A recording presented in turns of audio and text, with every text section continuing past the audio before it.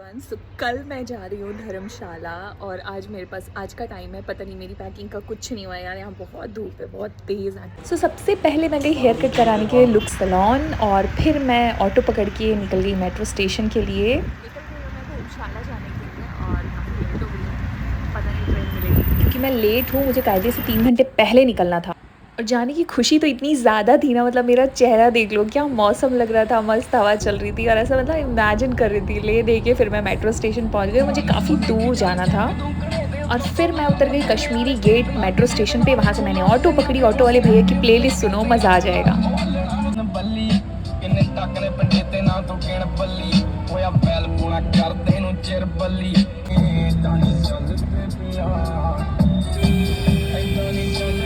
और Sarai Rohilla railway station से 1 kilometre पहले से ही इतना ज़्यादा ट्रैफिक था ना कि मतलब समझ नहीं आ रहा था कि ऑटो से जाएं या पैदल जाना बेटर है। मैं उतर गई ऑटो से और फिर मैं पैदल जाने लगी क्योंकि टाइम बहुत कम बचा हुआ था और शायद मैं ऑटो से जाती तो 1 घंटे लग जाती क्योंकि ट्रैफिक खिसक ही नहीं रहा था। और मेरे अलावा वहाँ पे बहुत से लोग थे जो पैदल जा रहे थे। काफ़ी सारे लोगों को मैंने देखा तो मुझे लगा चलो मैं अकेली नहीं हुई इस भीड़ में, क्योंकि काफ़ी ज़्यादा रश थी उस दिन। और फिर फाइनली स्टेशन में पहुंच जाती हूँ, पर स्टेशन मुझे सिर्फ दिखाई दे रहा है। एंट्री बहुत दूर थी। अभी भी मुझे लग रहा था मेरी ट्रेन मिस ना हो जाए क्योंकि मैं ऑलरेडी लेट थी। 11:15 बजे की ट्रेन है। मैं ऑलमोस्ट पहुंच चुकी हूँ स्टेशन। 15 मिनट बचे हैं। फाइनली टाइम पे तो नहीं, लास्ट मोमेंट पे पहुंच रही हूँ। आज का मौसम मस्त था यार, ट्रैफिक थोड़ी ज़्यादा थी। ऑटो वाले भैया इतना ज़बरदस्त प्लेलिस्ट चला रहे थे और मौसम अच्छा था। तो यार मैं थक चुकी हूँ, अब बाद में मिलती हूँ, बाय। स्टेशन दिख रहा है कब से यार, बस आ ही नहीं रहा है। मतलब इतना देर से मैं चल रही हूँ, सामने स्टेशन दिख रहा है, उसके बाद भी ऐसा लग रहा है इतनी देर हो गई अभी तक स्टेशन नहीं आया। जस्ट बिकॉज कि लेट होता रहता है ना, तो आपको हर चीज़ जल्दी चाहिए होती है। वैसे इतना भी लेट नहीं हुआ है, अभी पूरे 15 मिनट हैं।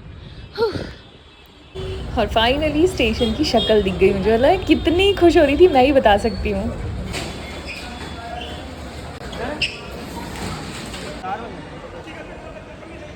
ये जो स्टेशन है ना, यहाँ मैं पहली बार आ रही हूँ। मतलब मैं निज़ामुद्दीन से ट्रैवल कर चुकी हूँ और फिर नई दिल्ली से भी, बट सराय रोहिल्ला से मैं पहली बार कभी आ रही हूँ। और काफ़ी अच्छा बड़ा स्टेशन था। ये रही मेरी ट्रेन 4 नंबर प्लेटफॉर्म में। चलो चलते हैं।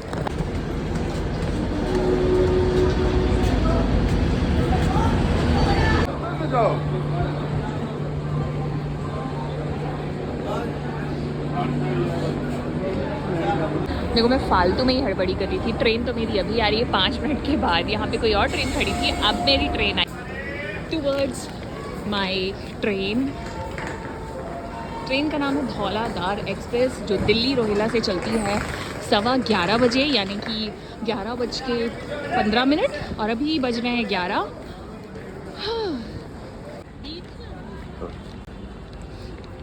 यार ये रेलवे स्टेशन का व्यू मुझे ये इतना खूबसूरत लग रहा है ना। मतलब एक बड़ा सा पेड़ और उसके नीचे ट्रेन खड़ी है और मतलब कितना प्यारा लग रहा है नहीं।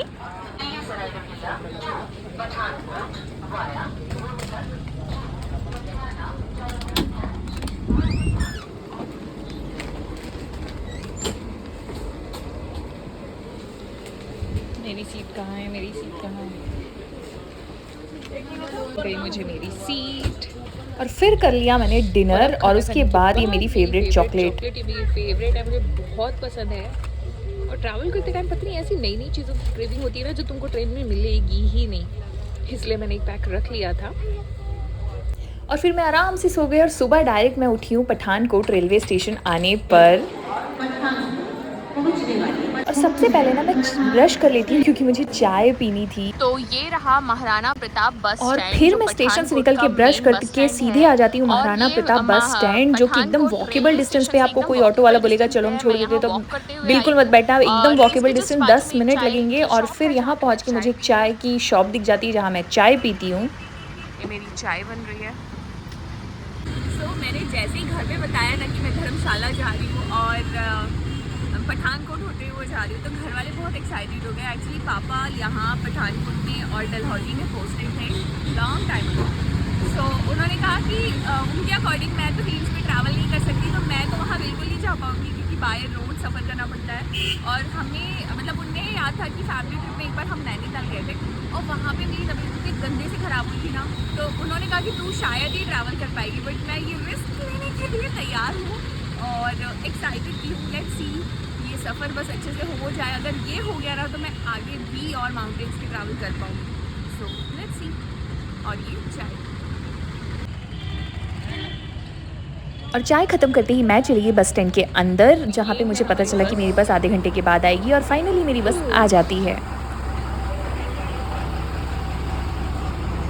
ये कुछ कुछ सिटी बस की तरह दिख रही है। और पठानकोट से धर्मशाला जाने के लिए बस में मैंने अराउंड 150 की टिकट ली थी और मैं जानबूझ के विंडो सीट पे बैठी थी ताकि सारे व्यू को एंजॉय करते हुए जाऊँ और मुझे बहुत ज़्यादा प्रॉब्लम ना हो। Like as I told you कि मुझे बस में सफ़र करने से प्रॉब्लम होती है, बट मैं फोकस कर रही थी व्यू की तरफ। और फिर रास्ते में मुझे मिल गई मस्त वाली कुल्फ़ी जो मैंने खाई, मस्त थी, टेस्टी एकदम।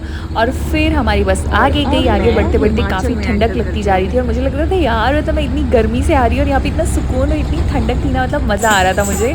और काफ़ी अच्छा था सफ़र, मतलब बहुत ईजीली कट गया। मैं बिल्कुल भी मेरी तबीयत कुछ नहीं हुआ और बहुत अच्छे से कंफर्टेबली मैं ये सफ़र तय कर लेती हूँ, क्योंकि मुझे पहले काफ़ी डर लग रहा था यार कि मतलब ऐसे पहाड़ों पे जाना, वो भी बस से, मतलब मुझे प्रॉब्लम होती है ऐसे हाइट में जाने से, तो पता नहीं मैं कर पाऊँगी कि नहीं। बट ऐसे नज़ारे इतने अच्छे थे ना कि मैं मस्त विंडो सीट में इंजॉय करते हुए, वीडियो रिकॉर्ड करते हुए मैंने ये सफ़र कंप्लीट कर लिया। और अंदर से ना एक कॉन्फिडेंस आ रहा था कि यार ये मैं कर ली तो मतलब मैं आगे भी कर सकती हूँ, तो अच्छा फील हो रहा था। और बिल्कुल भी ऐसा कुछ भी नहीं लगा, मैं काफ़ी कंफर्ट थी।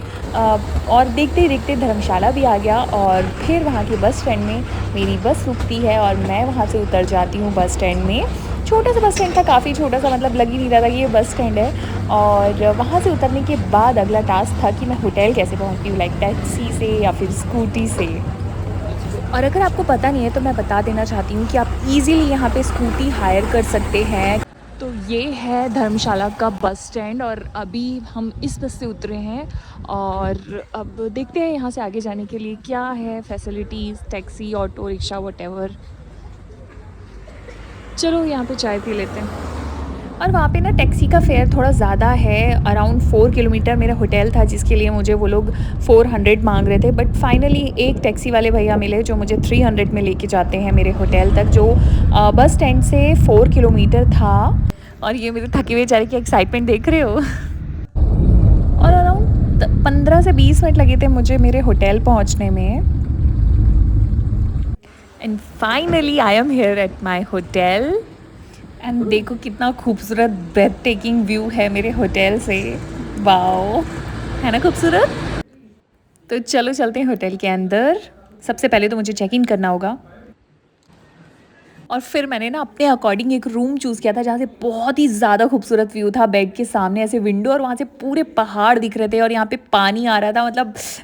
तो चलो आपको पूरा रूम टूर ही दे देती हूँ। तो जैसे ही आप एंटर करोगे राइट हैंड साइड में एक मिरर था एंड फिर इस तरह से वहाँ पे टीवी का सेक्शन था, फ्रिज था एंड एक बेड था एंड फिर यहाँ पे एक छोटा सा डिनर के लिए, ब्रेकफास्ट के लिए एक छोटा सा सेक्शन था एंड फिर थी बैल्कनी। बैल्कनी काफ़ी स्पेशियस थी एंड बैल्कनी से बाहर निकलते ही बहुत ही खूबसूरत व्यू था, माउंटेन्स दिख रहा था।